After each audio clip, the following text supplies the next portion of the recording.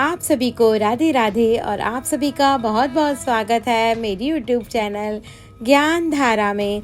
आज हम जानेंगे भगवान शिव से जुड़े कुछ प्रतीकों के महत्व एवं गूढ़ रहस्य के बारे में जो हमारे जीवन से जुड़े हुए हैं।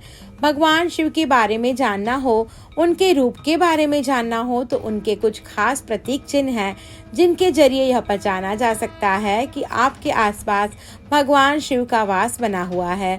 भगवान शिव के ये प्रतीक आपके और हमारे जीवन से जुड़े हुए हैं और हम सभी को यह संकेत देते हैं कि भगवान की कृपा बनी हुई है। भगवान शिव के इन प्रतीकों का अपना अलग अलग महत्व है और इनसे जुड़ा अपना अपना रहस्य भी है। भगवान शिव के मस्तक पर अर्ध चंद्र स्थापित है जो समय का प्रतीक माना जाता है।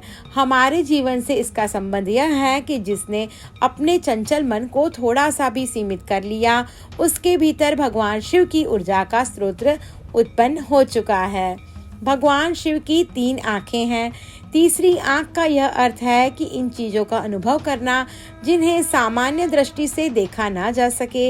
हमारे जीवन से इसका संबंध यह है जिसने भी अपने दृष्टिकोण को सकारात्मक रूप से थोड़ा भी भिन्न किया, उसमें भगवान शिव की ऊर्जा का स्रोत उत्पन्न हो चुका है। भगवान शिव का त्रिशूल न सिर्फ शस्त्र है बल्कि मानव शरीर में मौजूद नाड़ियों का सूचक माना जाता है। इसका हमारे जीवन से यह संबंध है कि जिसने भी सही ज्ञान अर्जित कर लिया और उस ज्ञान का सांसारिक उन्नति के लिए प्रयोग किया, उसमें भगवान शिव की ऊर्जा का स्रोत उत्पन्न हो चुका है। रुद्राक्ष की उत्पत्ति भगवान शिव के आंसुओं से है।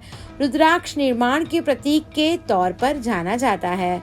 रुद्राक्ष का हमारे जीवन से यह संबंध है कि जिसने भी अपनी कला या प्रभु भक्ति से अपने भीतर किसी नवीन शक्ति का निर्माण किया, उसमें भगवान शिव की ऊर्जा का स्रोत उत्पन्न हो चुका है।